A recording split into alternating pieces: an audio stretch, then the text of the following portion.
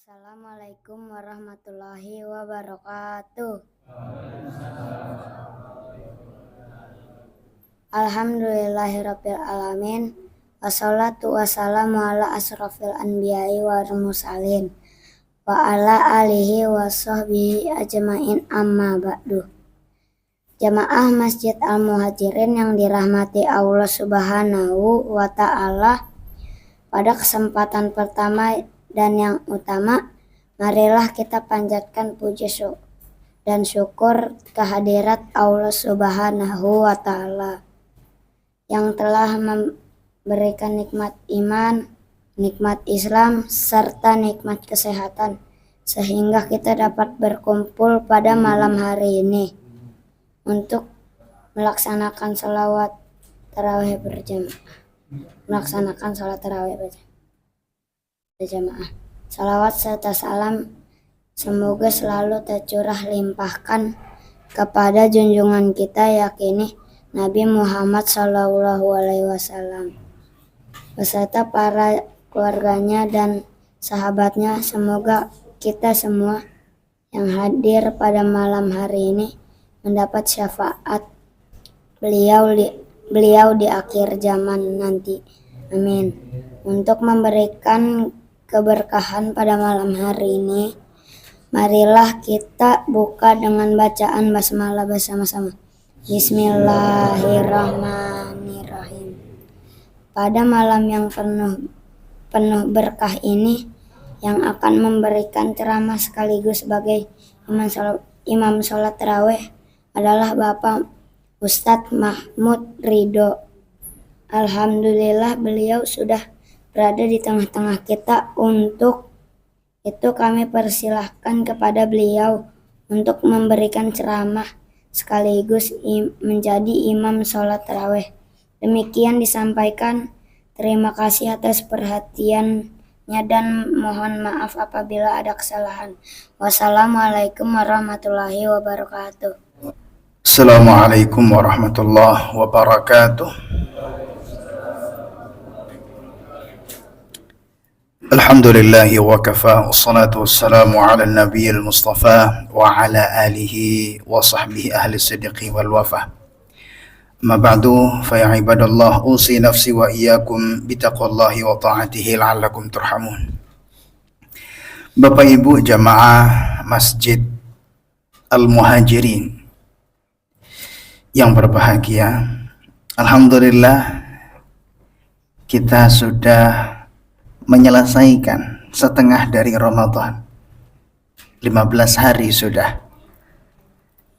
Yang lama ditunggu biasanya cepat berlalu. Kita sudah lama mencita-citakan Ramadan, tiba-tiba sudah tinggal 2 pekan lagi. Maka kami mengajak kepada Bapak Ibu sekalian untuk memanfaatkan momentum Ramadan ini sisa-sisanya. Semoga betul kita mendapatkan ampunan dari Allah setelah Ramadan usai. Amin Allahumma amin. Tema yang diberikan kepada kami adalah hikmah puasa secara medis. Masalahnya saya bukan dokter, maka izinkan saya ambil itu dari hadis. Karena sebetulnya ilmu yang ada di dunia saat ini pasti sudah ada induknya di Quran, kalamullah, dan juga hadis Nabi Muhammad SAW. Pasti. Karena semua ilmu di dunia punyanya Allah. Kalau kita renungkan Bapak Ibu sekalian, setiap ibadah, khususnya yang berkenaan dengan rukun Islam ada berapa adik-adik? 5, alhamdulillah. Soalnya ada pemuda yang ketika saya tanya jawabnya 6. Bingung. Rukun Islam 5. Keempat darinya itu semuanya punya dampak terhadap fisik kita, terhadap kesehatan. Sebut saja sholat. sering dijadikan patokan sehat atau tidaknya seseorang, ya sholat. Selagi kita masih bisa sholat, kita sehat. Kalau kita ingin sehat, kita sholat. Lihat saja gerakannya. Tapi detailnya kapan-kapan nanti di momentum yang lain insya Allah.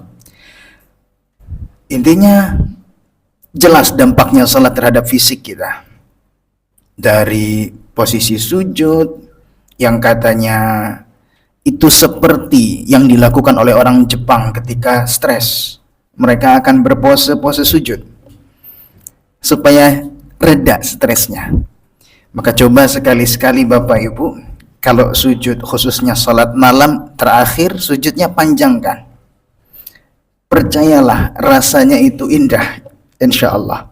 Ketika duduk itu rasanya lebih ringan badan. Haji jelas sekali bahwa haji itu dampak fisiknya banyak. Dan sulit kalau misalnya kita punya keterbatasan kita berhaji, meskipun ada yang membantu. Tapi tadi, haji itu tidak hanya harta tapi fisik juga. Zakat, jangan kira zakat nggak ada dampaknya ke fisik kita, Pak. Dalil disyariatkannya zakat itu tidak hanya wa'atuz zakah, tapi juga khudh min amwalihim sadaqatan tutahhiruhum wa tuzakkihim biha. Ambillah zakat dari harta mereka, tutahhiruhum, yang mensucikan diri mereka. Dirinya yang disucikan, bukan hartanya. Kalau hartanya akan dibilang di ayat tutahhiruha, tapi ini tutahhiruhum. Jadi supaya bersih orang itu, zakatnya dikeluarkan. Itu zakat. Nah, puasa jelas Nabi mengatakan, sumu tasihhu. Puasa sehat pasti. Hal ini diteliti oleh teman-teman yang mungkin sibuk di medis, bahwa ternyata ketika seseorang mengosongkan perutnya selama 8 jam saja, tubuh akan masuk kepada mode autopagi, yang akhirnya energi yang diambil dari tubuh itu bukan berasalkan dari makanan karena sudah kosong perutnya, tapi yang diambil adalah lemaknya. Dan akhirnya sel-sel yang rusak itu akan terganti.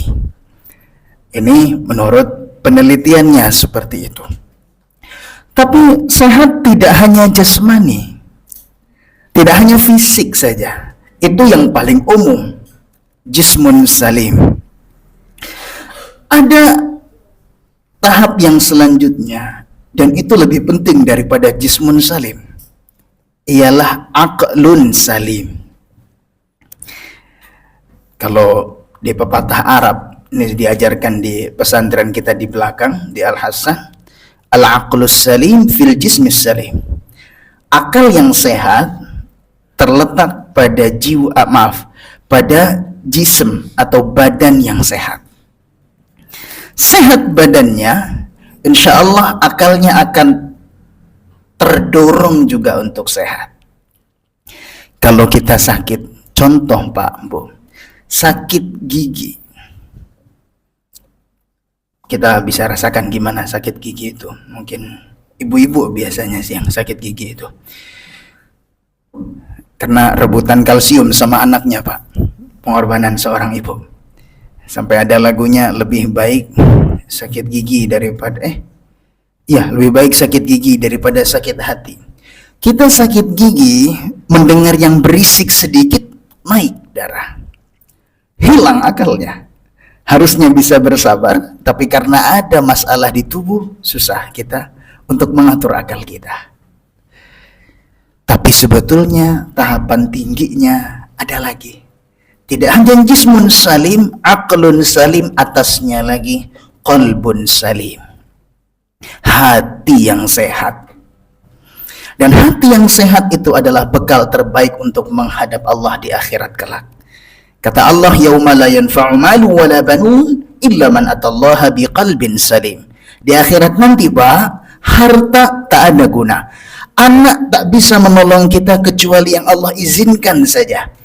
Tapi justru yang menolong kita nanti adalah qalbun salim, hati yang bersih.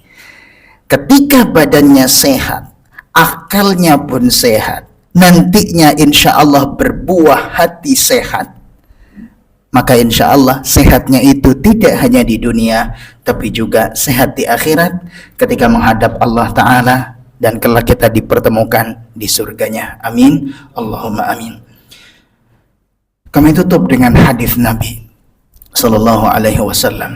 Ala inna fil jasadi la mudghah, idza salahat salahal jasadu kulluh, wa idza fasadat fasadal jasadu kulluh. Di tubuh ini ada gumpalan. Kalau benar sehat dia, maka tubuh seluruhnya akan sehat. Tapi kalau rusak, ikutan rusak. Ala wahyal qalbu, dan itu adalah hati. Maka Bapak Ibu sekalian, mumpung momentumnya Ramadan, kita sucikan hati kita agar sehat akal dan juga badan kita. Semoga ceramah yang singkat ini memberikan manfaat bagi kita semua untuk senantiasa rajin beribadah kepada Allah Subhanahu wa taala untuk mendapatkan qalbun salim. Hadani Allah wa iyyakum ajma'in, alafu minkum wal afu minni lakum, tsumma assalamu alaikum warahmatullahi wabarakatuh.